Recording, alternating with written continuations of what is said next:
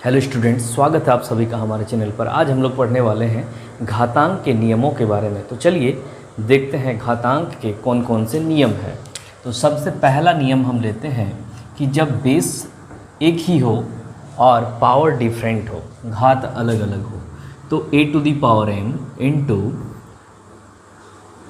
a to the power n। तो यहाँ पे हम देख पा रहे हैं कि a to the power m into a to the power n, यानी कि बेस यहाँ पे a है और सेकेंड नंबर में भी बेस a है, लेकिन इसके पावर में कितना है, m है, और इसके पावर में n है। मतलब पावर डिफरेंट है और बेस सेम है। क्या कर रहे हैं, दोनों संख्याओं को हम गुना कर रहे हैं, मल्टीप्लाई कर रहे हैं। तो आंसर क्या होगा इसका, बेस तो वही रहेगा और पावर को ऐड कर देंगे, यानी कि पावर को जोड़ देंगे। ठीक है, इस प्रकार से आंसर आएगा। तो चलिए इस क्वेश्चन का एक एग्जाम्पल लेके हम लोग एक उदाहरण लेके देख लेते हैं। जैसे 7 पर पावर 3 गुना 7 पर पावर 5। ठीक है, इसी प्रकार का एक उदाहरण लेके हम लोग देख लेंगे कि यहाँ पे देखिए 7 पर पावर 3 और 7 पर पावर 5 में 7 और 7 दोनों का बेस जो है सेम है और पावर डिफरेंट है। एक में 3 है, दूसरे में 5 है। तो इसको कैसे गुना करते हैं, तो बेस वही रह जाएगा और पावर को ऐड कर देंगे। 3 + 5 यानी कि कितना हो गया, 7 पर पावर 5 और 3 8। इस तरह से हम लोगों को सॉल्व करना है। तो अगला नियम क्या है देखते हैं। दूसरा नियम, जब बेस सेम है और डिवाइड करना हो, ठीक है, तो कैसे करेंगे। जब बेस सेम है, जिस प्रकार से फर्स्ट क्वेश्चन में था बेस सेम था, पावर डिफरेंट था, यहाँ भी वही है, लेकिन इसमें हम लोग डिवाइड कर रहे हैं। फर्स्ट में क्या किए थे, मल्टीप्लाई, और सेकेंड में डिवाइड। तो इसके लिए कौन सा फार्मूला लगाएंगे, a to the power m minus n। ठीक है, उसमें प्लस होता था, यहाँ पे माइनस होगा। अगर इंटू रहे तो प्लस, अगर डिवाइड रहे तो माइनस। अब इसका एक उदाहरण लेके हम लोग देख लेंगे। जैसे एक प्रश्न लेते हैं हम लोग, 10 पर पावर 5 डिवाइडेड बाय 10 पर पावर 2। ठीक है, तो 10 पर पावर 5, 10 पर पावर 2, बेस सेम है और पावर डिफरेंट है। जब डिवाइड करेंगे तो क्या होगा, बेस तो वही रहेगा और पावर को सब्ट्रैक्ट करेंगे, घटा देंगे, माइनस करेंगे। तो 5 - 2 कितना होगा, 10 पर पावर 3। इस प्रकार से हम लोग सॉल्व कर सकते हैं क्वेश्चंस को। अब तीसरा नियम देखते हैं।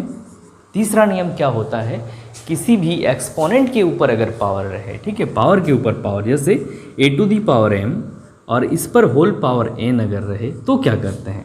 यहाँ किस प्रकार का प्रश्न है, पावर के ऊपर पावर। ठीक है, तो इस प्रकार के प्रश्न को हम लोग कैसे करेंगे, पावर को मल्टीप्लाई करना होता है। सिर्फ a to the power m into n हो जाएगा। इसका एक एग्जाम्पल लेके देखते हैं क्या होगा।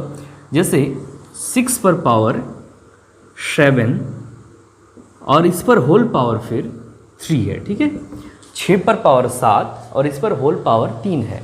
तो पावर के ऊपर पावर हो गया, क्या करना है, पावर को गुना करेंगे। बेस तो वही रहेगा, पावर को गुना कर देंगे। तो 7 गुना 3 कितना हो गया, 6 पर पावर 7 या 21। इस प्रकार से ये प्रश्न बन जाएगा। एक दो और नियम है, उसको भी हम लोग यहाँ पे देख लेंगे। चौथा नियम क्या है, तो फर्स्ट में हम लोग मल्टीप्लाई, सेकंड में डिवाइड किए थे, थर्ड में पावर के ऊपर पावर।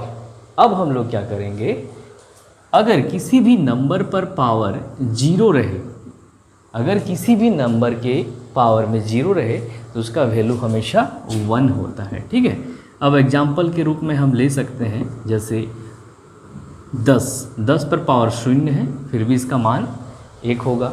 1000 अगर लेते हैं या 98 लेते हैं, इस पर पावर 0 है, तो इसका भी मान 1 होगा।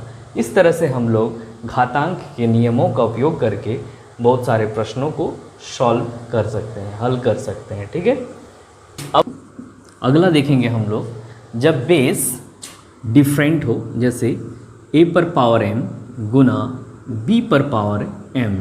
यहाँ पे हम लोग देख पा रहे हैं कि a और यहाँ पे b है, यानी कि बेस डिफरेंट है और पावर सेम है। तो क्या करेंगे, तो दोनों बेस को गुना कर लेंगे, a गुना b हो जाएगा और इस पर पावर हम लोग m को ही लिखेंगे। ठीक है, तो इस तरह से इसका अगर एग्जाम्पल लेते हैं क्या होगा, जैसे एक ले लेते हैं 8 पर पावर 4 गुना 5 पर पावर 4।